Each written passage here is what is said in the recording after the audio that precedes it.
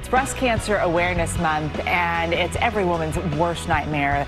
Hearing the doctor utter the words, "You have breast cancer." And it's got to be tough to take in. ABC News contributor Roxy Diaz is joining us now with a story of resilience as we celebrate all survivors who have overcome this terrible disease. Roxy. Fortunately, this is a story of resilience. Broadway actress and breast cancer survivor Sarah Strimmel Bentley has partnered with our sponsor, Eli Lilly and Company, to raise awareness of high-risk early breast cancer. Here's Sarah's story. I was diagnosed with high-risk early breast cancer.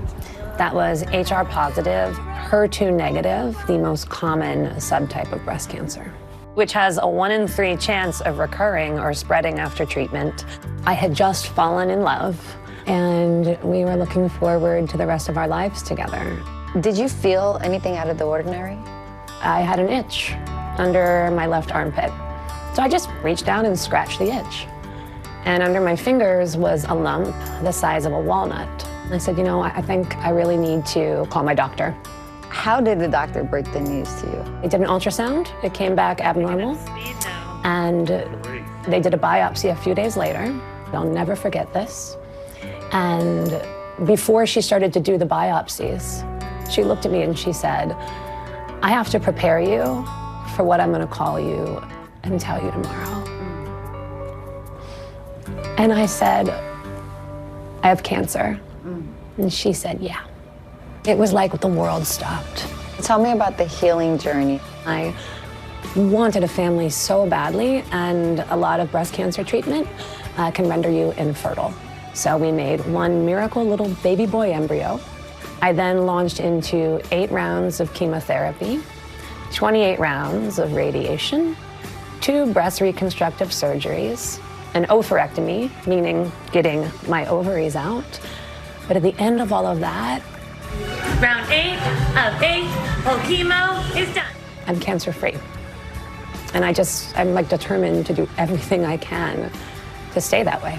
How would you explain high-risk early breast cancer to someone who has never heard of it before? High-risk early breast cancer simply means that there is a higher chance of the breast cancer recurring or coming back or spreading after initial treatment. I think people hear high risk and think it's lifestyle choices, but it's truly consulting with your oncologist to understand your tumor subtype, your size of your tumor. Did you have lymph node involvement? So how are you doing now? I get to be a mom. We have our baby boy miracle embryo arriving on December 26th. Can't wait to meet you. And I'm really thrilled with my partnership with Lilly because I get to continue to advocate for other women with high-risk early breast cancer and inspire them, if something feels off, to say something and to talk to your doctor. I think having that conversation and knowing your risk factors is of utmost importance.